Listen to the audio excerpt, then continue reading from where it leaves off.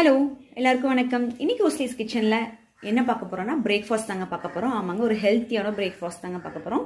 என்ன அப்படின்னு சொல்லி பார்த்தீங்கன்னா கஞ்சி. இந்த கஞ்சினா நான் என்னப்பா கஞ்சி எல்லாம் எங்களுக்கு வைக்க தெரியாது அப்படின்னு தானே யோசிக்கிறீங்க. இது வந்து நம்ம டிஃப்ரெண்ட்டான ஒரு கஞ்சி. இது வந்து பார்த்தீங்கன்னா கருங்குருவை அரிசியில் வந்து இன்றைக்கி நம்ம கஞ்சி பண்ணியிருக்கோங்க. கருங்குருவை அரிசியினுடைய பயன்கள் வந்து என்னன்னு சொல்லி பார்த்தீங்கன்னா, இது வந்து நம்ம உடம்புல இருக்கக்கூடிய சூட்டை வந்து நீக்கி நம்மளோட பாடி வந்து ரொம்ப கூலாக வச்சுக்குது.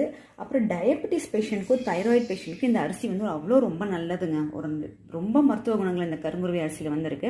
இதை நீங்கள் வந்து இட்லி தோசைன்னு எடுத்துக்கிறத விட இடியாப்பமாவோ இல்லை கஞ்சியாவோ ஒன்றுமே இல்லை. இந்த அரிசியை நம்ம கஞ்சியாக வச்சு வாரத்தில் 2 நாள் 3 நாள் சாப்பிட்டோம்னா இது வந்து நம்ம உடம்புல இருக்கக்கூடிய சுகர் லெவலை கண்ட்ரோல் பண்ணி நம்மளுக்கு வந்து டயபெட்டிஸில் வந்து கண்ட்ரோலாக வச்சுக்கும். இதுதாங்க நம்ம இன்னைக்கு செஞ்சுட்டு பிரேக்ஃபாஸ்ட்டு. தொட்டுக்கு வந்து பார்த்திங்கன்னா தேங்காய் துவையல் வந்து அரிசியை நைட்டே ஊற வச்சு மிக்சியில் 1க்கு 2 போட்டு அரைச்சி எடுத்துட்டிங்கன்னா நல்லா பொடி ஆயிரும்.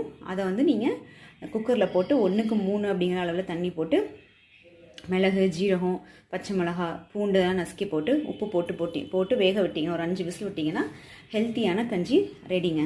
இதுதான் இன்றைக்கி நம்மளுடைய ஸ்பெஷல் பிரேக்ஃபாஸ்ட்டு. வாங்க எல்லோரும் சாப்பிட்லாம். நன்றி. இதை கஞ்சி மாவு உங்களுக்கு வேணும் அப்படின்னாலும் ஸ்க்ரீனில் தெரிய நம்பரை காண்டாக்ட் பண்ணுங்கள். நான் வந்து உங்களுக்கு கொரியர் அனுப்பிச்சி வைப்பேன்.